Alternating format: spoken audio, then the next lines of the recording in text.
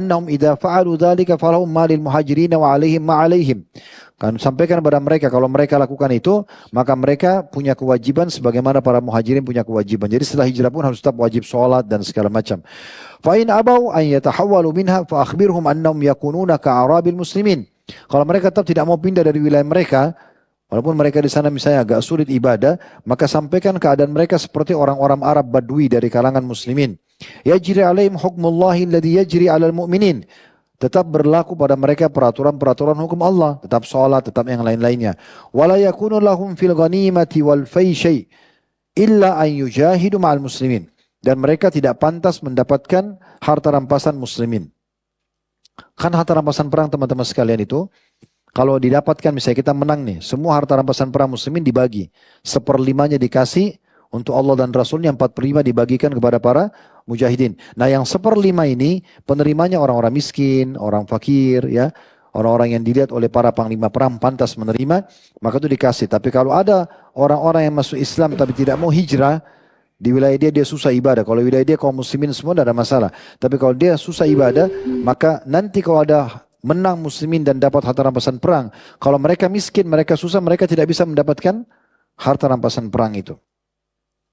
Kemudian dikatakan, fa'in, kecuali mereka berperang bersama muslimin. Fa'in abau, ya, fasalhumul jizyah. Kalau mereka menolak untuk masuk Islam, maka suruh mereka bayar jizyah. Fa'in hum ajabuka faqbal minhum waquf anhum.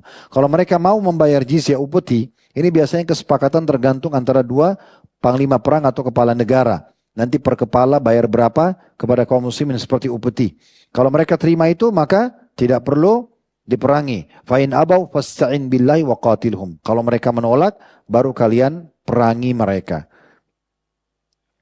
Kemudian juga masuk tadi tidak boleh membunuh, ya, wanita. Ini yang ke-9. Kalau tadi kan tidak boleh bunuh anak-anak, poin 4 sampai poin 8 itu sudah disebutkan dalam satu hadis. Kalau poin 9 tidak boleh bunuh wanita, itu masuk dalam hadis riwayat Bukhari Muslim dari hadis Ibnu Umar radhiyallahu anhu, beliau mengatakan, "Wujidatil mar'atu maqtulatun fi ba'di magazi Rasulillah sallallahu alaihi wasallam, fana'a Rasulullah sallallahu alaihi wasallam min qatlin nisa'i was-sibyan." Pernah ditemukan di medan perang Nabi SAW beberapa korban dari wanita, tapi wanita ini musuh, ya, dari musuh-musuh, terbunuh mereka. Maka Nabi SAW melarang untuk membunuh para wanita dan anak kecil di medan perang. Yang terakhir, yang ke-10 teman-teman sekalian, adabnya yang harus diketahui, menyebarkan keadilan serta menjauhi perusakan. Jadi nggak boleh kita rusak fasilitas umum, tebang pohon, bakar gereja, atau apa saja nggak boleh. Nggak boleh. Itu sudah dicontohkan oleh kaum muslimin. Umar bin Khattab pada saat masuk di Palestina, banyak gereja, beliau tidak ubah. Ya. Beliau tidak ubah. Muslimin waktu masuk ke beberapa wilayah di muka bumi ini, mereka tidak ubah. Mereka tidak rusak, tapi mereka ubah jadi masjid, ya. Ya. Ada juga dibiarkan tetap seperti itu. Yang penting hukum Allah berlaku di wilayah tersebut. Berjalan sesuai dengan surah Al-A'raf, surah nomor 7 ayat 56. Wala tufsidu fil ardi ba'da islaiha. Al-ayah. Dan jangan kalian membuat kerusakan di muka bumi setelah tersebar kebaikan di sana. Allahu a'lam. Ini yang kita sampaikan teman-teman sekalian, semoga bisa diambil manfaat darinya, dan insya Allah kita akan coba buka pertanyaan, silakan.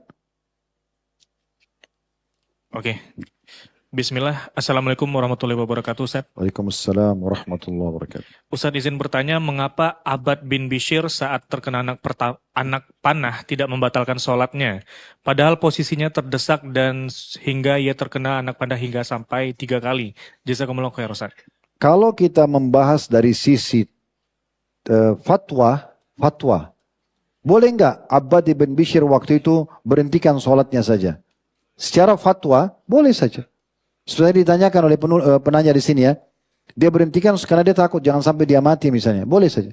Tapi ada poin yang lebih tinggi dari fatwa, namanya, ingat gak hari Rabu malam kita sampaikan? Takwa. Ya, takwa kepada Allah itu di atas fatwa. Di sini takwa yang digunakan sama dia. Dia bukan fatwa. Dia bukan mencari solusi dari masalahnya, tapi dia bagaimana lebih mendahulukan pendekatan diri kepada Allah. Maka dia dahulukan takwanya kepada Allah. Kan gitu. Kalau kita bicara masalah hukum-hukum ini sangat luas, ya. Ya, tapi kalau antum pertemukan ada orang terlilit